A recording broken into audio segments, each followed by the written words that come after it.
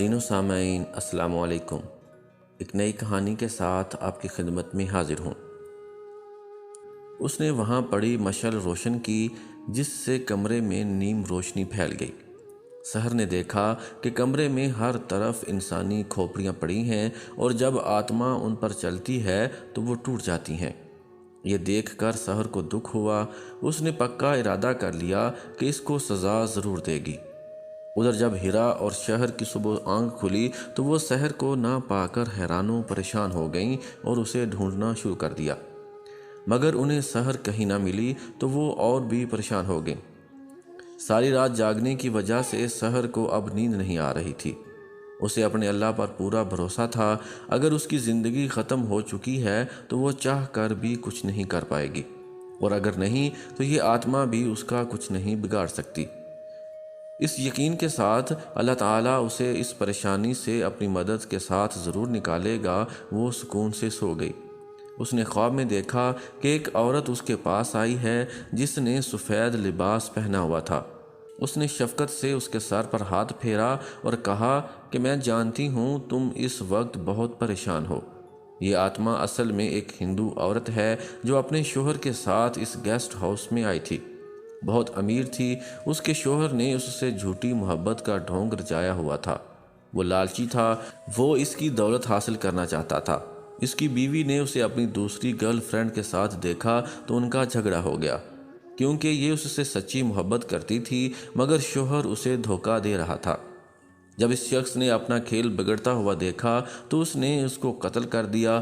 اس نے وہ لاش نیچے تہہ خانے میں چھپائی ہے اور وہ آتما اسی کی ہے جو تمہارے سامنے آئی تھی۔ یہ اپنی شیطانی منصوبوں کے لیے کئی بے گناہ لڑکیوں کو قتل کر چکی ہے۔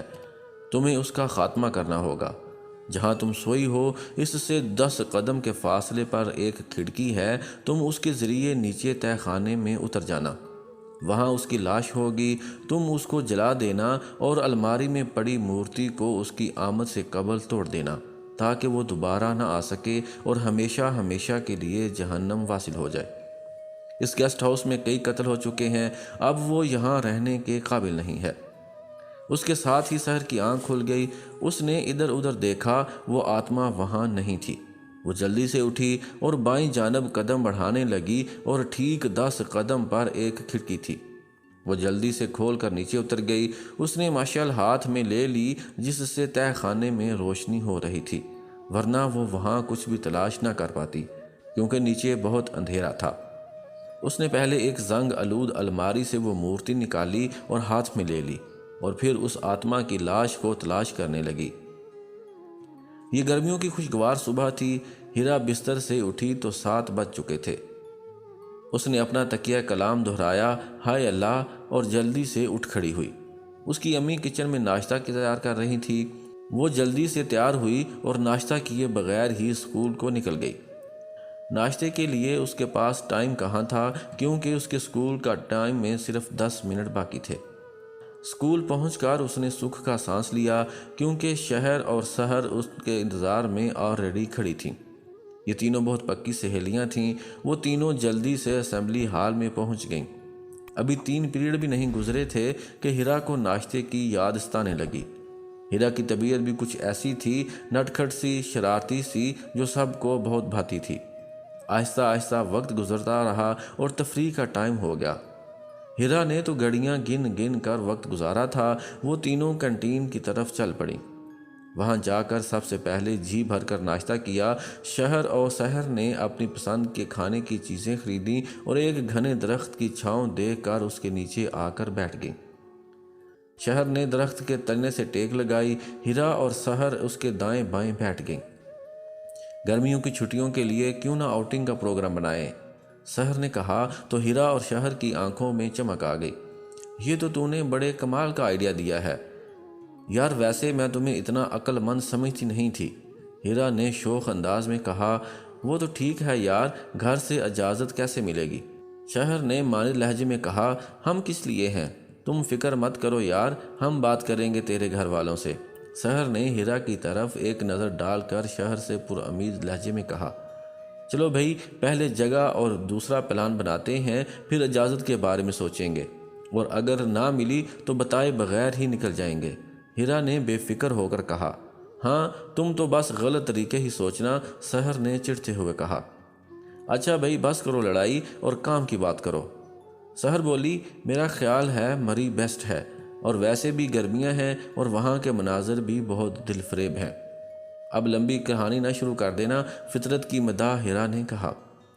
ویسے آئیڈیا تو بہت اچھا ہے، شہر نے کہا۔ ہاں نا، میرا دماغ تو ایسے ہی چلتا ہے، اب تو قائل ہو گئی ہو نا میری ذہانت کی، سحر نے فخریہ انداز میں کہا تو شہر اور ہیرا کے چہرے کی مسکراہٹ پھیل گئی۔ چلو تو پھر پلان ڈن ہو گیا۔ ڈن سب نے ایک زبان ہو کر کہا۔ ہم جائیں گے کب اور کتنے دن رہیں گے؟ وہاں یہ بھی تو بتاؤ، کم از کم ایک ویک تو مسٹ ہے۔ سحر کے سوال میں ہیرا بولی۔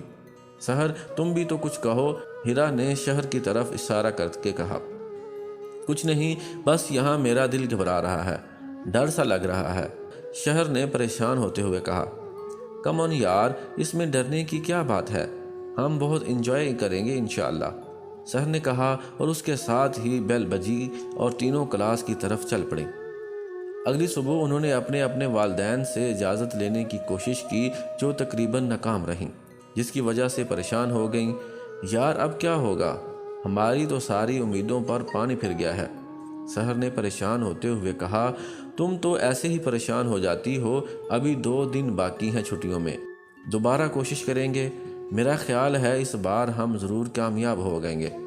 تم نے وہ شعر سنا نہیں، ارادے جن کے پختہ ہوں، نظر جن کی خدا پر ہو، وہ تلاطم خیز موجوں سے گھبرایا نہیں کرتے، سحر نے پر امید ہو کر شوخ انداز میں کہا۔ تم لوگ ایسے کرنا، شام کو میرے گھر آ جانا، وہاں بیٹھ کر کچھ پلان بنائیں گے، میں تم لوگوں کا انتظار کروں گی، ٹھیک ہے نا؟ اس پر سحر اور ہیرا نے سر ہلا دیا۔ شام ہو گئی تھی، سحر صحن میں ٹہلتے ہوئے ان دونوں کا انتظار کر رہی تھی۔ اتنے میں وہ دونوں گیٹ کے اندر داخل ہوئیں۔ سحر نے ان کو خوش آمدید کہا اور ان کو لان میں بٹھا کر خود اندر آ گئی۔ جب واپس آئی، اس کے ہاتھ میں ایک ٹرے تھا جس میں 3 جوس کے گلاس رکھے ہوئے تھے۔ اس نے وہ شہر اور ہیرا کو پیش کیے اور ایک خود اٹھا لیا۔ یار ہم اتنی دور سے چل کر تمہارے پاس آئے ہیں، تم کوئی بسکٹ بھی ساتھ لے آتی، ہیرا نے جوس کے گلاس کی طرف دیکھتے ہوئے کہا۔ فکر نہ کرو، میری امی چائے بنا رہی ہیں، وہ لے آئیں گی تمہارے لیے بسکٹ، سحر نے مسکراتے ہوئے کہا۔ بس کرو، میرا خیال ہے کہ اب کام کی بات ہو جائے، شہر نے ذرا تنگ ہوتے ہوئے کہا، اور انہوں نے پلان ترتیب دینا شروع کر دیا۔ میں اور ہیرا تمہارے پاس ایک خوشخبری لے کر آئے ہیں، شہر نے کہا۔ وہ کیا؟ وہ یہ کہ مجھے اور ہیرا کو اجازت مل گئی ہے، شہر نے خوش ہوتے ہوئے کہا۔ تمہارا مشن کہاں تک پہنچا؟ ہیرا نے جوس کو گلاس ٹیبل پر رکھتے ہوئے پوچھا۔ وہ نہ یار، وہ نہ، مجھے نہ اجازت مل گئی ہے، سحر نے رک رک کر افسردہ لہجے میں کہا۔ اس دوران ہیرا اور شہر کے چہرے کے تاثرات مسلسل بدل رہے تھے، مگر جملہ مکمل ہوتے ہی دونوں نے خوشی سے یس کا نعرہ لگایا۔ چلو پھر پیکنگ شروع کر دیں، ہیرا نے سوالیہ انداز میں کہا۔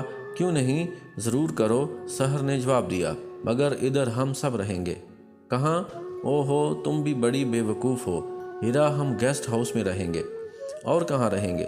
اب ہم فٹ پاتھ پر تو ڈیرے لگانے سے رہے، سحر نے جواب دیا۔ ہائے اللہ، میں بے وقوف ہوں، ہیرا نے منہ بناتے ہوئے کہا۔ ہائے اللہ، تو ہم نے کب کہا کہ تم بے وقوف ہو، شہر نے کہا تو سب کی ہنسی نکل گئی۔ چلو اب ہم چلتے ہیں، اس کے ساتھ ہی وہ دونوں گیٹ کی طرف چل پڑیں۔ ہیرا تمہارے بسکٹ، سحر نے پیچھے سے آواز لگائی۔ تم زیادہ خوش نہ ہونا کہ میں تمہارے بسکٹ چھوڑ کر جا رہی ہوں، پھر کبھی آؤں گی تمہارے بسکٹ کھانے، ہیرا نے پیچھے مڑ کر کہا اور ہاتھ ہلا کر گیٹ سے باہر نکل گئی۔ ان تینوں نے اپنی اپنی تیاری مکمل کر لی تھی اور وہ تینوں ہیرا کے گھر آ گئیں۔ وہاں سے ان کے والدین نے انہیں روانہ کیا۔ سفر 3 گھنٹے کا تھا اور تینوں باتیں کرتی ہوئی اور کھاتے ہوئے وقت کا پتہ بھی نہ چلا اور وہ مری پہنچ گئیں۔ انہوں نے 2 کمرے بک کیے، انہوں نے 2 ہفتے وہاں رہنا تھا۔ انہوں نے 10,000 ادا کیے، کمرے کی چابیاں لیں اور کمرے کی طرف چل دیں۔ کمرے کافی وسیع اور صاف ستھرے تھے اور ضرورت کی ہر شے موجود تھی۔ تینوں نے منہ ہاتھ دھویا اور فریش ہو کر کھانا کھایا، اپنا سامان سیٹ کیا۔ میرا خیال تھا ہم تینوں ایک ہی کمرے میں سو جائیں، شہر نے کہا۔ شام کے 4 بج رہے تھے۔ ہم تینوں نے کمرے اس لیے بک کروائے ہیں کہ تینوں ایک ہی میں رہیں۔ میں دوسرے میں سو جاؤں گی اور تم دونوں اس روم میں سو جانا۔ ویسے بیڈ کافی بڑے ہیں، ہم تینوں یہاں سو تو سکتے تھے، ہیرا نے کہا۔ اس کے بعد تینوں نے اپنے کمرے کی مکمل سیٹنگ کی اور ریلیکس ہو کر باہر نکل گئیں۔ چونکہ وہ تھک چکی تھیں اس لیے وہ تینوں لان میں ہی بیٹھ گئیں اور گپ شپ کرتی رہیں۔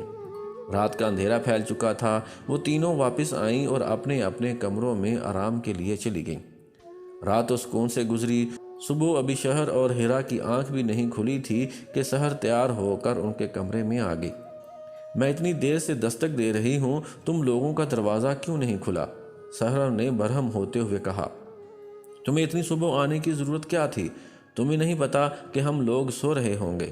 ہیرا نے آنکھ ملتے ہوئے کہا۔ یہ صبح نہیں ہے، 9 بج رہے ہیں، سحر نے کھڑکی کے آگے سے پردہ ہٹاتے ہوئے کہا۔ اتنے میں شہر بھی اٹھ گئی۔ وہ بیچاری کہاں سو سکتی تھی۔ اچھا ہوا تم بھی اٹھ گئیں۔ چلو اب تم دونوں نہا دھو کر تیار ہو جاؤ، میں تم دونوں کا یہاں انتظار کرتی ہوں، پھر ہم ناشتہ کرنے چلتے ہیں، سحر نے کہا اور کرسی سے اٹھ کر کھڑی ہو کر باہر دیکھنے لگی۔ ہم ہو گئے ہیں تیار، فطرت کی پرستار، اب واپس اس دنیا میں آ جاؤ اور چلو ناشتہ کرنے چلیں، ہیرا نے سحر سے مسکراتے ہوئے کہا۔ تم تو شہر آج بالکل پرستان کی پری لگ رہی ہو، اس فراق میں سحر نے شہر کی طرف متوجہ ہوتے کہا۔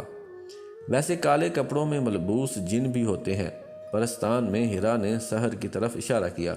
اوئے خبردار جو مجھے جن کہا، تو سحر نے فوراً غصے سے جواب دیا۔ اچھا بھائی اب لڑائی نہ شروع کرو، چلو ناشتہ کرنا چلیں، شہر نے فضول قسم کی گفتگو سے تنگ آ کر کہا۔ اس کے ساتھ ہی وہ تینوں چل دیں۔ ناشتے کی ٹیبل پر انہوں نے تقریباً گپ شپ کرتے ہوئے گھنٹہ بھر میں ناشتہ کیا، پھر اٹھیں اور بل ادا کر کے باہر نکل آئیں۔ وہ لان میں کچھ دیر بیٹھی رہیں۔ میرا خیال ہے اب مارکیٹ چلتے ہیں، میں نے سنا ہے یہاں کی خواتین ہاتھ کا کام بہت اچھا کرتی ہیں، اس بہانے کچھ شاپنگ بھی ہو جائے گی اور تھوڑا انجوائے بھی کر لیں گے، ہیرا نے تجویز دیتے ہوئے کہا۔ ہاں یہ ٹھیک ہے، جاؤ ہیرا کمرے سے میرا اور سحر کا بیگ لے آؤ، شہر نے ہیرا سے کہا۔ ہیرا جب واپس آئی تو اسے سانس چڑھا ہوا تھا۔ کیوں، کیا ہوا؟ میلوں کا سفر کر کے آئی ہو؟ ہم نے تم کو پرستان تو نہیں بھیجا تھا، بیگ لینے بھیجا تھا۔ بیگ لینے سے جو تمہاری سانس اس قدر پھولی ہوئی ہے، سحر نے مسکراتے ہوئے کہا۔ ہیرا نے زور سے بیگ ٹیبل پر رکھے اور غصے میں شہر سے مخاطب ہوئی۔ کیوں شہر کی بچی، تم نے دروازہ کیوں بند کیا تھا؟ میں زور لگا لگا کر ہلکان ہو گئی، مگر دروازہ تو جیسے کھلنے کا نام ہی نہیں لے رہا تھا۔ میں نے دروازہ لاک تو نہیں کیا تھا، پھر کیوں نہیں کھل رہا تھا؟ اور میں بیگ لے کر آئی ہوں، ہیرا نے یقین دلاتے ہوئے کہا۔ ویسے دروازہ کھلا کیوں نہیں؟ شہر نے تجسس بھرے لہجے میں کہا۔ بس کرو، چلو چلتے ہیں مارکیٹ، سحر نے کرسی سے اٹھتے ہوئے کہا۔ وہ تینوں مارکیٹ کی سمت ہو لیں اور 4 بجے تک واپس لوٹ آئیں۔ تمام جگہ گھوم کر وہ اپنی شاپنگ کمرے میں رکھ کر فریش ہو کر قریبی جنگل میں گھومنے چلی گئیں۔ وہ گرمیوں کی ایک خوشگوار شام تھی اور ہلکی ہلکی ٹھنڈی ہوا چل رہی تھی جو ان کو تر و تازہ کر رہی تھی۔ تھوڑا گھومنے کے بعد سحر نے کہا، چلو اب واپس چلتے ہیں، اندھیرا ہو رہا ہے۔ ہم تو تھوڑا اور گھومیں گے اور پھر آئس کریم کھانے جائیں گے، تم بھی ہمارے ساتھ چلو نا، ہیرا نے پلان بناتے ہوئے کہا۔ نہیں بھائی، میں تو آج بہت تھک گئی ہوں، میں تو ریسٹ کرنے جا رہی ہوں۔ اوکے، سحر نے مڑتے ہوئے کہا۔ وہ دونوں آئس کریم کھانے چلی گئیں۔ شہر کمرے میں داخل ہوئی تو کمرہ زور سے بند ہو گیا۔ بھئی ہوا سے ہو گیا ہوگا، شہر نے گھبرا کر پیچھے دیکھا۔ یہ دروازہ کیسے بند ہو گیا؟ میں تو خواہ مخواہ پریشان ہو جاتی ہوں، شہر نے اپنے آپ کو سمجھایا اور آ کر بستر پر آرام کی غرض سے لیٹ گئی۔ ابھی وہ بستر پر لیٹی ہی تھی کہ دروازے پر دستک ہوئی۔ اس نے سوچا شاید ہیرا اور سحر آ گئی ہوں۔ اس نے جب دروازہ کھولا تو وہاں کوئی نہیں تھا۔ اسے ایسا لگا جیسے کوئی اس کے پاس سے گزر کر کمرے میں داخل ہو گیا ہے۔ وہ جب واپس متوجہ ہوئی تو اسے کمرے سے عجیب قسم کی خوشبو آ رہی تھی۔ اس نے باہر دیکھا مگر دور تک کوئی نہ تھا۔ وہ گھبرا گئی اور دوڑ کر باہر نکل آئی۔ سامنے ہیرا اور سحر کھڑی آئس کریم کھا رہی تھیں۔ وہ شہر کو دیکھ کر حیران ہو گئی۔ کیوں محترمہ، کر لیا آرام؟ سحر نے کہا۔ مجھے پتا تھا تم ہمارے بغیر نہیں رہ سکو گی، ہیرا نے کہا۔ تم اتنی گھبرائی ہوئی کیوں ہو؟ سحر نے شہر کے چہرے کو بغور دیکھتے ہوئے کہا۔ نہیں، بس ایسے ہی، شہر نے پسینہ صاف کرتے ہوئے کہا۔ چلو کافی اندھیرا ہو رہا ہے، اندر چلتے ہیں، شہر نے کہا۔ چلو ہمارے ساتھ والے روم میں کوئی رہتا ہے، شہر نے چلتے ہوئے سوال کیا۔ نہیں، ساتھ والے روم میں تو کوئی نہیں رہتا، صرف اوپر والے فلور میں ایک فیملی آئی ہوئی ہے اور وہ لوگ بھی صبح چلے جائیں گے۔ ساتھ والے کمرے کو تو لاک لگا ہوا ہے، لگتا ہے کافی پرانا تالا ہے، بہت زنگ آلود ہے، شہر نے اپنی معلومات ان کے ساتھ شیئر کی۔ تمہیں کیسے پتا؟ ہیرا نے شہر سے سوال کیا۔ کل میں نے ان لوگوں کو ٹی وی لاؤنج میں دیکھا تھا اور جو باتیں وہ کر رہے تھے ان کا کل جانے کا پروگرام ہے، شہر نے وضاحت کی۔ اچھا، تو تم ان کی باتیں سنتی رہتی ہو؟ ہیرا نے شوخ انداز میں کہا۔ شہر کا کمرہ آ گیا اور وہ ان دونوں کو گڈ بائے کہہ کر اندر داخل ہو گئی اور شہر اور ہیرا اپنے کمرے میں آ کر ڈریس چینج کر کے سونے کے لیے لیٹ گئیں، کیونکہ وہ دن بھر کے سیر سپاٹے سے بہت زیادہ تھک گئی تھیں۔ شہر کمرے میں داخل ہوئی تو لائٹ آف کیے بغیر ہی لیٹ گئی۔ پتہ نہیں رات کا کون سا پہر تھا، اسے یوں محسوس ہوا کہ کوئی اس کا کمبل کھینچ رہا ہے۔ وہ گھبرا گئی، اس نے ادھر ادھر دیکھا، اسے کوئی نظر نہ آیا۔ کچھ وقت گزرا کہ لائٹ آف ہو گئی، اب صرف لیمپ جل رہا تھا جس کی ہلکی ہلکی روشنی کمرے میں پھیلی ہوئی تھی۔ اسے کونے میں کسی کی موجودگی کا احساس ہوا، اس نے اسے آواز دینے کی کوشش کی مگر آواز تو اس کے حلق سے نکل ہی نہ پائی۔ اس کا پورا جسم پسینے سے شرابور تھا۔ آہستہ آہستہ کونے والا سایہ چلتا ہوا اس کے بیڈ کے قریب جا کر رک گیا۔ شہر نے دیکھا کہ وہ کوئی نوجوان لڑکی تھی۔ سیاہ رنگ کا لباس اس نے زیب تن کر رکھا تھا، اس کے لمبے کالے اور سیاہ بال اس کے شانوں تک لٹک رہے تھے۔ شہر کو ایسے لگ رہا تھا جیسے ابھی اس کی جان نکل جائے گی۔ وہ دوڑ کر کمرے سے باہر نکلی، باہر اندھیرا تھا، وہ کسی چیز سے ٹکرائی اور گر گئی۔ جب اس نے اوپر دیکھا تو اس کے سامنے وہی لڑکی کھڑی تھی جو اس نے ابھی اپنے کمرے میں دیکھی تھی۔ اس کے دانتوں اور منہ سے خون بہہ رہا تھا۔ شہر یہ دیکھ کر مزید پریشان ہو گئی اور ہیرا لوگوں کے کمرے کی طرف بھاگی۔ اس نے جلدی سے دروازہ کھولا اور اندر داخل ہوتے ہی دروازہ دھڑام سے بند کر دیا، جس کی آواز سے ہیرا اور شہر بھی جاگ گئے۔ کیا ہوا شہر؟ تم اتنی گھبرائی ہوئی کیوں ہو؟ نہ تمہارے پاؤں میں جوتے ہیں، بال تمہارے کہیں جا رہے ہیں، چلو آؤ ادھر بیٹھو، شہر نے اسے پکڑ کر بیڈ پر بٹھاتے ہوئے کہا۔ ہیرا نے اتنے میں اسے پانی کا گلاس پکڑایا۔ شہر نے ایک ہی سانس میں تمام گلاس ختم کر دیا۔ کیا ہوا شہر؟ ہیرا نے سوال کیا۔ بس کچھ نہیں، مجھے نیند نہیں آ رہی تھی، شہر نے مصنوعی مسکرانے کی کوشش کی۔ ہم نے تمہیں پہلے بھی کہا تھا کہ ہمارے پاس سو جاؤ، شہر نے کہا۔ رات کے 3 بج چکے تھے، وہ تینوں سو گئیں۔ فجر کی اذان ہو رہی تھی کہ ان کی آنکھ کھل گئی۔ وہ اٹھیں اور نماز ادا کی اور پھر ناشتہ کرنے چلی گئیں۔ انہوں نے واپسی پر چند ضرورت کی چیزیں لیں اور گھومنے چلی گئیں۔ شہر کل والے معاملے کو ابھی تک سمجھ نہیں پا رہی تھی اور دوسری طرف شہر رات والے واقعہ سے الگ پریشان تھی۔ ہیرا بھی اس بات کو نوٹ کر رہی تھی کہ کوئی وجہ ضرور ہے جو یہ دونوں پریشان ہیں۔ کیمرہ تو ہم کمرے ہی میں بھول آئے ہیں، جاؤ ہیرا تم جا کر لے آؤ۔ اوکے میں جاتی ہوں، ہیرا کے جانے کے بعد شہر نے شہر سے کہا۔ میں نے تم سے ایک بات کرنی تھی۔ بات تو ایک میں نے بھی تم سے کرنی ہے، تم اپنی بات بتاؤ، شہر نے کہا۔ اس کے بعد ان دونوں نے اپنے ساتھ بیتے واقعات ایک دوسرے کے ساتھ گزار کر دیے۔ ادھر ہیرا کمرے میں داخل ہو کر اس نے دروازہ کھلا چھوڑا اور جلدی سے کیمرہ نکالنے لگی کہ لائٹ چلی گئی۔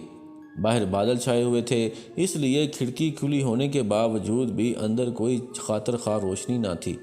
ہیرا خوفزدہ ہو گئی، اسے اپنے پیچھے کسی کی آہٹ سنائی دی۔ اس نے کیمرہ لے کر جوں ہی پیچھے مڑنا چاہا، وہ دیکھ کر وہیں جم گئی کہ اس کے پیچھے ایک خوبصورت لڑکی سیاہ لباس میں کھڑی تھی۔ اس کے منہ سے خون بہہ رہا تھا، اس سے ہیرا اور بھی خوفزدہ ہو گئی۔ ہیرا کو یوں پریشان دیکھ کر اس نے کہکا لگایا، اس کے کہکے کی آواز سے تو جیسے ہیرا کے جسم میں سانسیں دوڑنے لگیں۔ وہ دروازے کی طرف بھاگی مگر دروازہ بند تھا۔ ہیرا ایک چیخ کے ساتھ بے ہوش ہوئی۔ اس کی آواز سن کر شہر اور شہر بھی آ گئیں۔ انہوں نے ہیرا کو اٹھا کر بیڈ پر ڈالا۔ جب اس کو ہوش آیا تو انہوں نے اس سے وجہ دریافت کی تو اس نے اپنے ساتھ آنے والا واقعہ سنا دیا۔ پھر شہر اور شہر نے بھی اپنے ساتھ ہونے والے واقعے اسے سنائے۔ اس سے انہیں بالکل یقین ہو چکا تھا کہ یہاں کچھ ضرور ہے۔ باہر موسم بہت خراب تھا اور بارش بھی ہو رہی ہے۔ ہمارا یہاں سے جانا مشکل ہی نہیں بلکہ ناممکن نظر آ رہا ہے۔ اب ہم صبح ہی نیچے شفٹ ہو سکتے ہیں اور پھر جیسے ہی کوئی انتظام ہوگا ہم واپس روانہ ہو جائیں گے۔ ہیرا نے کہا، اب ہمیں جتنی جلدی ہو یہاں سے چلے جانا چاہیے، مجھے تو بہت گھبراہٹ محسوس ہو رہی ہے، شہر بولی۔ سحر نے فکر مند ہوتے ہوئے کہا، جو بھی ہو رات تو یہیں گزارنی پڑے گی۔ رات تو گزارنی ہی ہے، کچھ کھا لیتے ہیں۔ ہیرا کچن میں کچھ ضروری اشیاء لینے چلی گئی۔ یوں محسوس ہوا جیسے اس کے پیچھے کوئی ہے، مگر جب اس نے مڑ کر دیکھا تو کوئی نہ تھا۔ وہ تیز تیز قدم اٹھاتی باہر نکل آئی۔ انہوں نے ڈنر کیا اور تھوڑی دیر گپ شپ لگانے کے بعد سونے کے لیے لیٹ گئیں۔ ہیرا اور شہر تو سو گئیں مگر سحر کو نیند نہیں آ رہی تھی۔ شاید وہ چند لمحے کے لیے سو گئی تھی، اب اس کی آنکھ کھل گئی تھی۔ اس کی طبیعت بے چین ہو رہی تھی، اسے گھبراہٹ محسوس ہو رہی تھی۔ اتنے میں دروازہ کھلا اور وہی حسینہ اندر داخل ہوئی جسے وہ ایک رات قبل دیکھ چکی تھی۔ اب بھی وہی حالت تھی۔ اسے دیکھ کر سحر نے چیخنا چاہا مگر اس کی آواز نہیں نکل رہی تھی، اس کا گلا خشک ہو گیا تھا۔ وہ آتما آگے بڑھ رہی تھی اور سحر کو گھسیٹتی باہر لے آئی۔ دروازہ خود بخود بند ہو گیا۔ آتما نے سحر کو نیچے فلور پر لا کر ایک کمرے میں بند کر دیا۔ اندر خاصا اندھیرا تھا، کچھ بھی نظر نہیں آ رہا تھا، ہاں مگر اس حسینہ کی آنکھوں میں وحشت نمایاں تھی۔ سحر نے ڈرتے ڈرتے سوال کیا، تم کون ہو؟ اس نے ایک بھیانک کہکا لگایا جس سے تمام کمرہ گونج اٹھا، میں تمہاری موت ہوں، موت، اب تم میرے ہاتھوں سے بچ نہیں سکتی، اس نے کڑک دار آواز میں کہا۔ 2 لمحے کے بعد سحر نے پھر اپنی ہمت جمع کر کے پوچھا، تم مجھے کیوں مارنا چاہتی ہو؟ یہ جملہ سحر نے وقفے وقفے سے اور ڈرتے ڈرتے بمشکل سے پورا کیا۔ تم نے میرا بگاڑا تو کچھ نہیں، البتہ سنوار سکتی ہو۔ کل تمہاری زندگی کا آخری دن ہوگا، پرسوں میں تمہاری جان لے لوں گی جس سے مجھے طاقت ملے گی اور میں بڑی جادوگرنی بن جاؤں گی اور جادو کی دنیا کی ملکہ کہلاؤں گی۔ آتما نے اپنا تمام پلان اسے بتاتے ہوئے کہا، مگر میں تمہیں اپنے اس گھنونے مقصد میں کامیاب نہیں ہونے دوں گی، سحر نے باہمت لہجے میں کہا۔ اے لڑکی، آرام سے دن بسر کر ورنہ آج ہی کام تمام کر دوں گی۔ تم یہاں سے نکلو گی تو کچھ کرو گی نا، اس لیے بہتر ہے کہ چپ چاپ اپنی موت کا انتظار کر۔ اس کے ساتھ ہی اس نے کہکا لگایا اور کونے کی طرف بڑھی۔ اس نے وہاں پڑی مشعل روشن کی جس سے کمرے میں نیم روشنی پھیل گئی۔ سحر نے دیکھا کہ کمرے میں ہر طرف انسانی کھوپڑیاں پڑی ہیں اور جب آتما ان پر چلتی ہے تو وہ ٹوٹ جاتی ہیں۔ یہ دیکھ کر سحر کو دکھ ہوا۔ اس نے پکا ارادہ کر لیا کہ اس کو سزا ضرور دے گی۔ ادھر جب ہیرا اور شہر کی صبح آنکھ کھلی تو وہ سحر کو نہ پا کر حیران و پریشان ہو گئی اور اسے ڈھونڈنا شروع کر دیا، مگر انہیں سحر کہیں نہ ملی تو وہ اور بھی پریشان ہو گئی۔ ساری رات جاگنے کی وجہ سے سحر کو اب نیند آ رہی تھی۔ اسے اپنے اللہ پر پورا بھروسہ تھا کہ اگر اس کی زندگی ختم ہو چکی ہے تو وہ چاہ کر بھی کچھ نہیں کر پائے گی، اور اگر نہیں تو یہ آتما بھی اس کا کچھ نہیں بگاڑ سکتی۔ اس یقین کے ساتھ کہ اللہ تعالیٰ اسے اپنی مدد سے اس پریشانی سے ضرور نکالے گا، وہ سکون سے سو گئی۔ اس نے خواب میں دیکھا ایک عورت اس کے پاس آئی ہے جس نے سفید لباس پہنا ہوا تھا۔ اس نے شفقت سے اس کے سر پر ہاتھ پھیرا اور کہا کہ میں جانتی ہوں تم اس وقت بہت پریشان ہو۔ یہ آتما اصل میں ایک ہندو عورت ہے جو اپنے شوہر کے ساتھ اس گیسٹ ہاؤس میں آئی تھی۔ بہت امیر تھی۔ اس کے شوہر نے اس سے جھوٹی محبت کا ڈھونگ رچایا ہوا تھا۔ وہ لالچی تھا، اس نے اس کی دولت حاصل کرنا چاہتا تھا۔ اس کی بیوی نے اسے اپنی دوسری گرل فرینڈ کے ساتھ دیکھا تو ان کا جھگڑا ہو گیا کیونکہ یہ اس سے سچی محبت کرتی تھی، مگر شوہر اسے دھوکہ دے رہا تھا۔ جب اس شخص نے اپنا کھیل بگڑتا ہوا دیکھا تو اس نے اس کو قتل کر دیا۔ اس نے وہ لاش نیچے تہہ خانے میں چھپائی ہے اور وہ آتما اسی کی ہے جو تمہارے سامنے آئی تھی۔ یہ اپنی شیطانی منصوبوں کے لیے کئی گناہ لڑکیوں کو قتل کر چکی ہے۔ تمہیں اس کا خاتمہ کرنا ہوگا۔ جہاں تم سوئی ہو اس سے 10 قدم کے فاصلے پر ایک کھڑکی ہے، تم اس کے ذریعے نیچے تہہ خانے میں اتر جانا۔ وہاں اس کی لاش ہوگی، تم اس کو جلا دینا اور وہ الماری میں پڑی مورتی کو اس کی آمد سے قبل توڑ دینا تاکہ وہ دوبارہ نہ آ سکے اور ہمیشہ ہمیشہ کے لیے جہنم وصل ہو جائے۔ اس گیسٹ ہاؤس میں کئی قتل ہو چکے ہیں، اب وہ یہاں رہنے کے قابل نہیں ہے۔ اس کے ساتھ ہی سحر کی آنکھ کھل گئی۔ اس نے ادھر ادھر دیکھا، وہ آتما وہاں نہیں تھی۔ وہ جلدی سے اٹھی اور بائیں جانب قدم بڑھانے لگی اور ٹھیک 10 قدم پر ایک کھڑکی تھی، وہ جلدی سے کھول کر نیچے اتر گئی۔ اس نے مشعل ہاتھ میں لے لی جس سے تہہ خانے میں روشنی ہو رہی تھی، ورنہ وہ وہاں کچھ بھی تلاش نہ کر پاتی کیونکہ نیچے بہت اندھیرا تھا۔ اس نے پہلے ایک زنگ آلود الماری سے وہ مورتی نکالی اور ہاتھ میں لے لی، پھر اس آتما کی لاش کو تلاش کرنے لگی۔ جلد ہی وہ لاش بھی اسے مل گئی۔ وہ لاش تو نہیں تھی مگر ہڈیوں کا ایک ڈھانچہ تھا۔ اس نے مشعل کی مدد سے اسے جلا دیا۔ اس کے ساتھ ہی آتما چیختی ہوئی اندر آ گئی۔ اس نے فوراً پوری قوت سے مورتی زمین پر دے ماری جس کی وجہ سے وہ ٹوٹ گئی۔ اس کے ساتھ ہی آتما غائب ہو گئی۔ سحر نے اپنے کپڑے جھاڑے اور باہر نکل آئی۔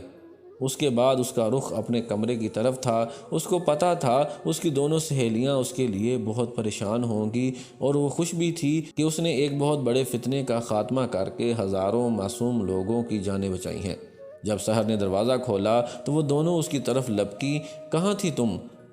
دونوں نے بیک وقت سوال کیا۔ سحر نے اپنے ساتھ پیش آنے والا تمام واقعہ سنا دیا۔ وہ چند دن وہاں رہیں اور پھر واپس آ گئیں۔ آج بھی جب ان کو وہ واقعہ یاد آتا ہے تو ایک خوف کی لہر ان میں دوڑ جاتی ہے، مگر اس کے ساتھ ہی وہ اللہ کا شکر ادا کرتی ہیں کہ ان کی زندگیاں بچ گئیں اور انہوں نے ہزاروں لوگوں کی زندگیاں بچائیں۔